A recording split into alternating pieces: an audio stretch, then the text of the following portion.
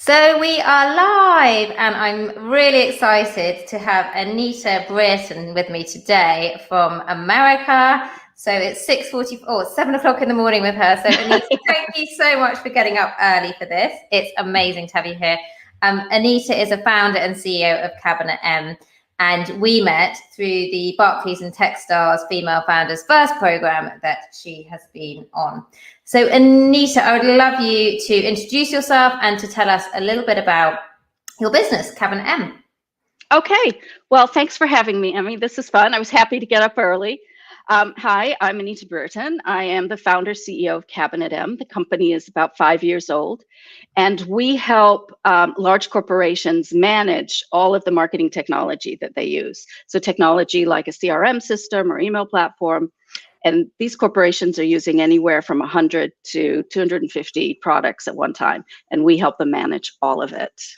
I love that. We were just having a little catch up before, and we were talking about, I hadn't even envisaged that this was a problem, but you are actually solving a problem, because as you were saying, there's businesses, and even as a small business, we were having a chat about this. I've got lots of different pieces of technology that I'm using, but the fact that a large corporate would have so many different pieces of marketing technology potentially being used by lots of different teams. And you were saying about how marketing technology is now so critical to driving revenue for businesses, and it's so critical to growth that it's become a really important thing for businesses to consider. That's right. So, a third of the marketing budget is now going into technology. And that doesn't include the marketing technology that is being bought by sales or customer service. And that technology is being used to drive revenue, to increase the customer lifetime value, and to create the customer experience. So with corporations kind of building these stacks, which are not discrete products, it's more like a jigsaw puzzle in that many connect to each other.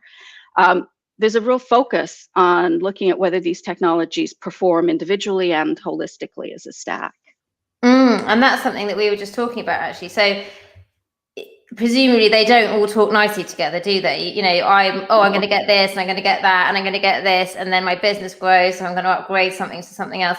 How challenging is it? Are the teams internally that are managing this marketing technology stack, or who's responsible for it, and how do they get it all fitting together nicely? Is that a challenge?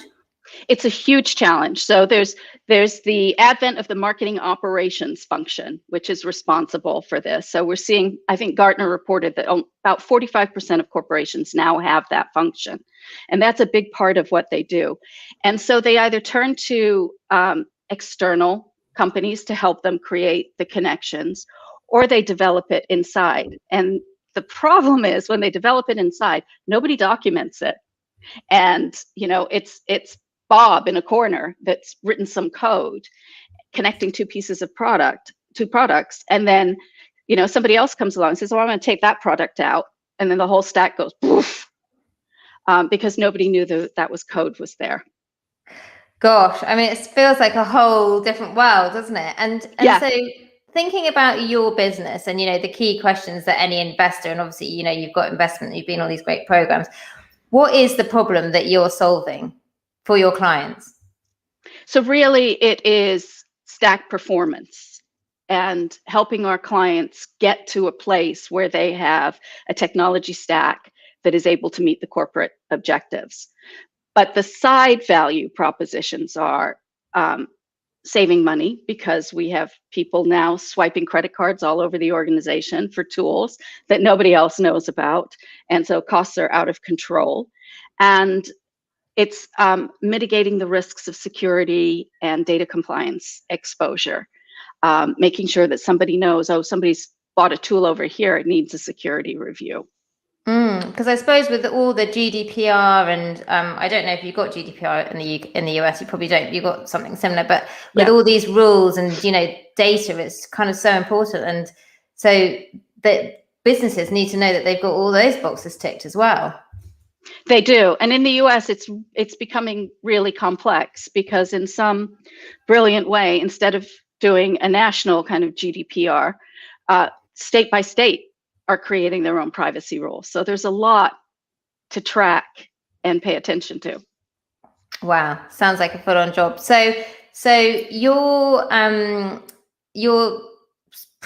service that you provide is it a product or a service that you provide? The product. It's a product. It's a platform. Yeah. So yeah, the platform that you provide is of main use to sort of big corporates who have multiple different pieces of marketing technology they're using, and they need to bring it all together. And so that all makes sense. So tell me a bit more about exactly how the product works. Right. So we have the kind of place that you jump in is our stack configurator. So we have a configurator. It's a super simple, easy, intuitive drag and drop configurator where you define your layers, your technology layers, and then you're pulling logos into the stack of all the products that you know how to use. All of those click through to a profile of the product. But then once it's built, you can annotate that stack with information about performance, spend, security, integrations, everything that you would want to know about the product. And behind that, we have a contract management system. And behind that, we have tools for evaluating new products. So we have a directory of 15,000 tools that companies can research. So we sell to large corporations, but we also have a free version for smaller organizations that don't need all of the contract functionality and just want to keep track of the tools that they use. So I would encourage anybody who's thinking, maybe I don't have a list of everything I know how to use. Sign up for the free version and have fun playing with it. Well, that sounds a massively valuable thing to do. And so basically, your clients have got everything in one place. They're confident that, they can just go to one place, which is your platform, to see everything. And they've got, all the data about when they signed up, what they're paying, who's got users. But also you've got this discovery tool that's helping them to find new opportunities or new platforms or new systems that they might need to grow their business, or maybe they want to compare what they're currently using. Yes, exactly. With the 15,000. Yeah. Cool. I think I've got it then. It sounds amazing. And so I'd love to know, how did you go about getting on the Barclays Textile program? Because that's obviously a fantastic thing to be involved in. Oh, it's an amazing thing to be involved in. And so I know Jennifer Jordan, who ran the program, very well. So when I was sitting on the board of Mass Ventures, Jennifer was a vice president at Mass Ventures. So we got to know each other very, very well. In fact, I think I introduced her to Mass Ventures. We met a long time ago. And so she reached out and said, I think this would be good for you. And initially I thought, well, we're pretty far along, maybe not. And then I looked at it and I thought, you know what? I need a cohort of other female CEOs, and I can benefit. We're about to do a fundraise. I can benefit from additional learning. And so I applied and fortunately was accepted, and it was an amazing program. Amazing. What do you think was so valuable about it? Because obviously you've got a lot of experience in business and marketing, and you said you had an angel investor network, or you were involved in that space before. Yep. What do you think was one, if you were to cite one or two of the big benefits of that, joining that program? Yeah, so I think it was two things. One, the cohort of amazing women to learn from each other is just incredible, and to be able to reach out through our Slack channel to get advice on specific issues has just been amazing. But the programming itself was excellent, and I think we benefited from COVID times because it was online, and though we missed the personal interaction, the programs were very targeted and each one was very high quality. I got something out of every session I attended. Amazing. And how long did it go on for, the program? 6 weeks. And presumably you're still connected with that cohort, and that you've got those as your peers to support you as you grow your business.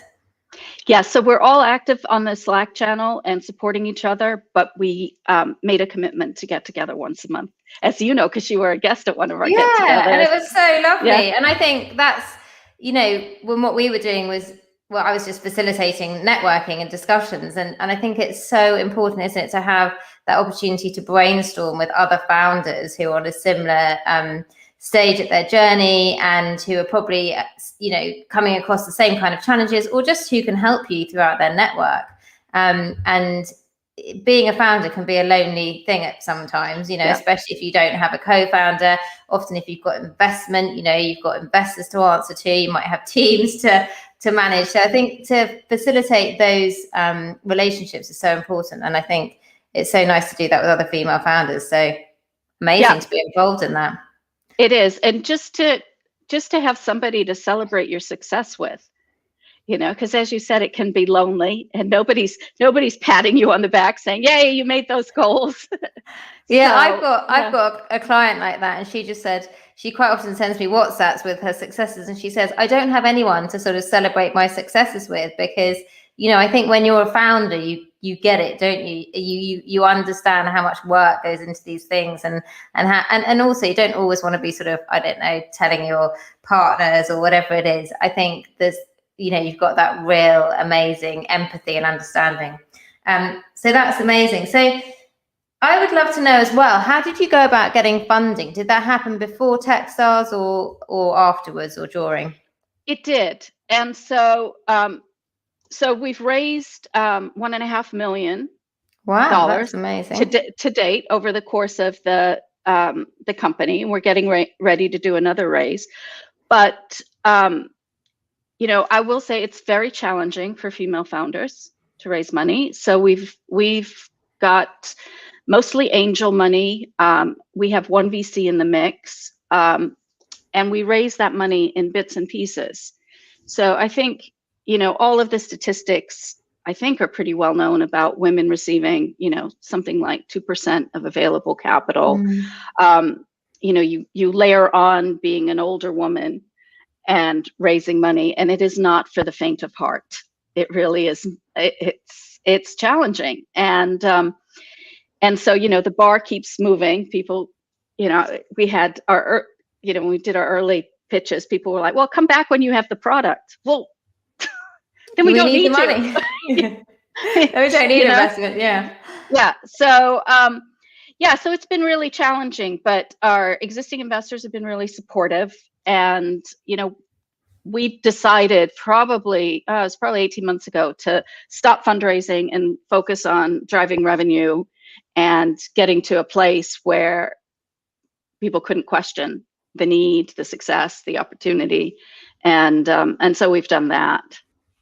I think it's really, you know, it's very challenging, isn't it, to be trying to raise investment and grow your business at the same time. You know, when we were selling our business, I remember, you know, so much of our time was involved in selling your business that you could take your eye off the ball, and then suddenly you're like, gosh, we're not doing as well as we were, and we're trying to sell our business, and, you know, our figures are going down, and all of those distractions take your eye off running the business. So it's that real chicken and egg. And I'm really interested what you say about, because I secured funding in the past, but I did that with my co-founder, who was a guy. But I've also helped a couple of women with their sort of business strategy and marketing, and they've gone on to raise funding. Why do you think it is so much harder for women? Do you have any idea? Because I often get asked that question, but because I haven't experienced it, I've struggled to answer it. Yeah, I do. You know, I have strong opinions here. And it is not because women are not confident. It is not because women don't have good ideas. In fact, I think the numbers about women starting businesses, I think they start more businesses than men. Those businesses are more capital efficient.